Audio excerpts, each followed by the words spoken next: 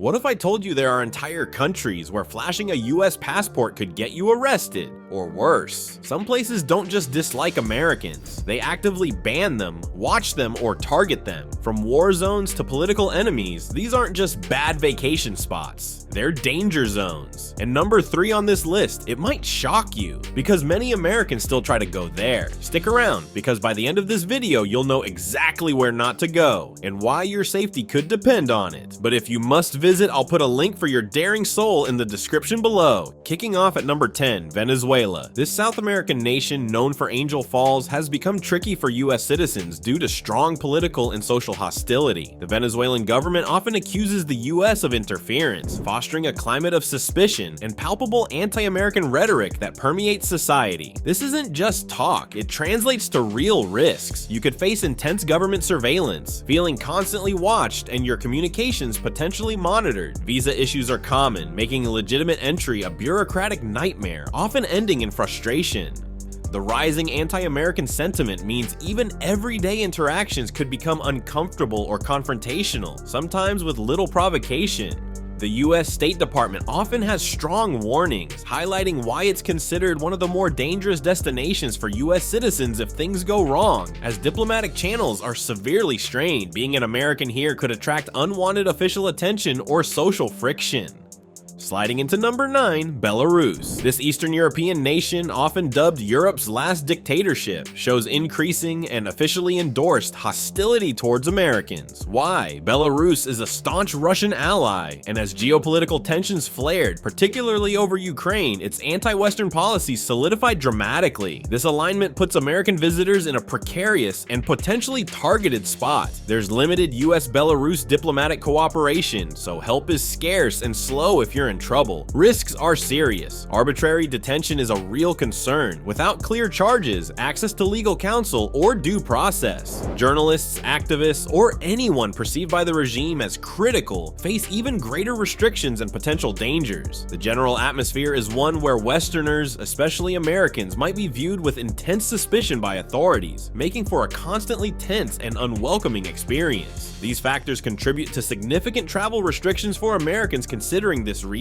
At number 8, Russia. Historically rich with incredible culture, the current geopolitical climate means Americans are decidedly not welcome, and in some cases actively targeted. US-Russia relations nosedived, especially after the Ukraine invasion, with direct and severe consequences for US citizens. Risks are multifaceted and serious. Surveillance is a significant concern. Assume all communications and movements could be monitored. Arbitrary arrests are a chilling reality, seen in detentions of American journalists and other citizens on what are widely considered politically motivated charges. Visa issues, including sudden revocations or refusals, can also crop up unexpectedly. The US State Department frequently issues its strongest advisories against travel to Russia, emphasizing potential harassment, wrongful detention, and the arbitrary enforcement of local laws against Americans. The current environment means American nationality itself can make you a target of suspicion or worse, placing it firmly on the list of dangerous destinations for US citizens. Number 7 is Somalia. In the Horn of Africa, decades of civil war and instability make it incredibly hazardous for Westerners, and particularly Americans. It's profoundly unwelcoming due to pervasive, powerful terrorist groups like Al-Shabaab, who have explicitly and repeatedly called for attacks on Westerners and have specifically targeted foreigners. Risks are extreme and often fatal. Kidnappings for ransom are a constant terrifying danger, with Americans being prime targets. Piracy, though reduced from its peak, still poses a threat in its waters. Beyond these, direct attacks, bombings, ambushes, shootings frequently target places frequented by foreigners or associated with Western influence. The lack of a stable, functioning central government in many areas means there's no reliable authority for protection or rule of law. It's an exceptionally perilous environment with severe travel restrictions for Americans, where your safety is far from guaranteed by anyone. Number 6 takes us to Libya in North Africa, a country rich much in ancient Roman ruins and desert landscapes, it's now mired in prolonged civil unrest and factional violence, leading to stark US warnings against all travel. Why the extreme caution? The collapse of central authority after 2011 created a dangerous power vacuum, now filled by numerous armed militias, criminal gangs, and anti-Western extremist groups, many operating with complete impunity and overt hostility to Americans. The risk assessment for any American is grim. Kidnapping for ransom or political leverage is a very high and constant risk, with foreigners and Americans specifically often singled out. Americans can be directly targeted by armed groups simply due to their nationality. General lawlessness means that violent crime is rampant and major clashes can erupt without warning. US consular assistance is extremely limited, if available at all, due to the hazardous security situation. It's a volatile, unpredictable environment where your safety cannot be guaranteed, making it one of the most dangerous destinations for US citizens. Halfway, at number 5, we find Yemen.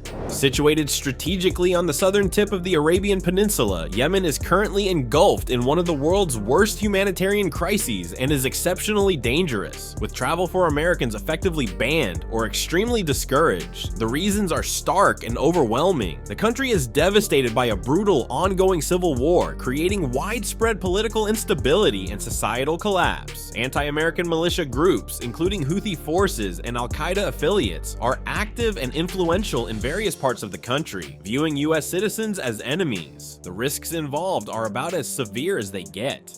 Terrorism is a pervasive threat from multiple groups. Kidnapping of Westerners, including Americans, has been a frequent and often deadly tactic. Tragically, the risk of death through direct targeting, indiscriminate attacks, crossfire, or the general collapse of essential services is incredibly high. There is virtually no US consular presence to provide assistance. At number 4, we arrive in Syria, a land boasting ancient cities like Damascus and Palmyra. It's now tragically synonymous with a brutal, complex, and protracted civil war. US citizens are unequivocally not welcome and are strongly, repeatedly discouraged from entering or remaining. The why is multifaceted and deeply entrenched. The ongoing civil war involves numerous factions, including the Assad regime, extremist groups like Hayat Tahrir al-Sham, and remnants of ISIS, many of which are overtly hostile to the United States and its citizens. Furthermore, US-Syrian diplomatic relations are severed, and deep, unresolved tensions persist. The risks for any American foolish enough to set foot in Syria are catastrophic. Extreme violence is a daily reality in many parts of the country, including aerial bombardments, shelling, and active ground combat.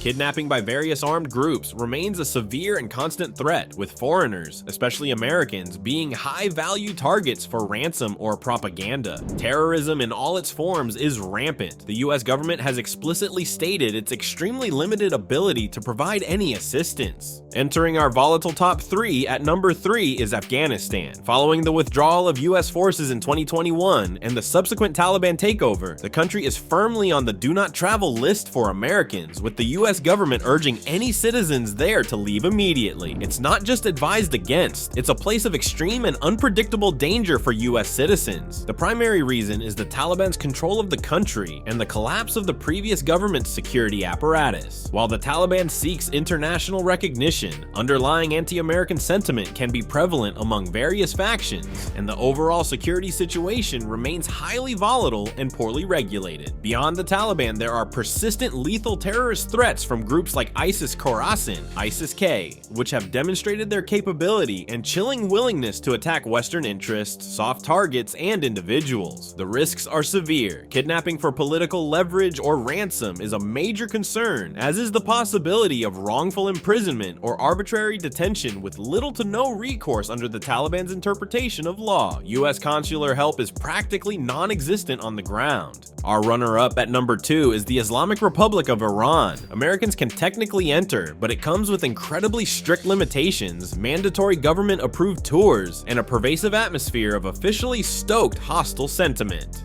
Why the extreme caution? There's a long, bitter history of political hostility between the US and Iran, and there are no formal diplomatic relations.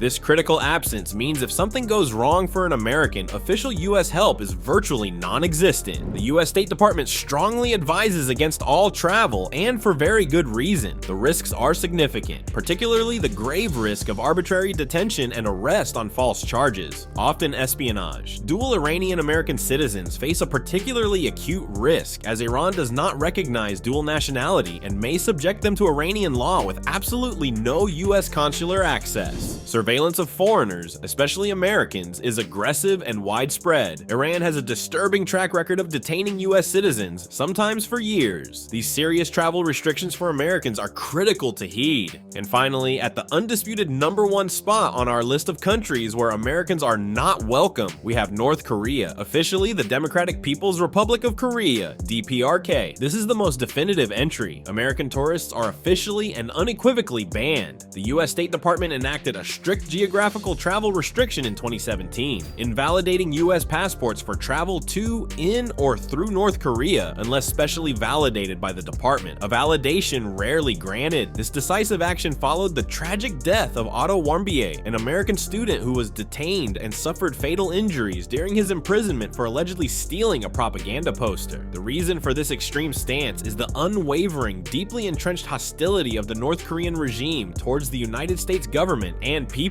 The risks are unparalleled. Arrest and long-term political detention on false charges are almost guaranteed for any unauthorized American. There is absolutely zero US embassy assistance available, as no diplomatic relations exist. You'd be entirely at the mercy of a notoriously brutal totalitarian system with no regard for human rights or due process. This isn't just unwelcoming. Being American in North Korea puts you in immediate, severe, and potentially fatal peril, solidifying its top position as one of the most dangerous destinations for US citizens. It is unequivocally the ultimate no-go zone. So there you have it, 10 countries where the welcome mats are definitely not rolling out for Americans. Which one would you dare to visit? Let us know in the comments. If you found this eye-opening, hit that like button, subscribe for more, and as always, thank you for watching.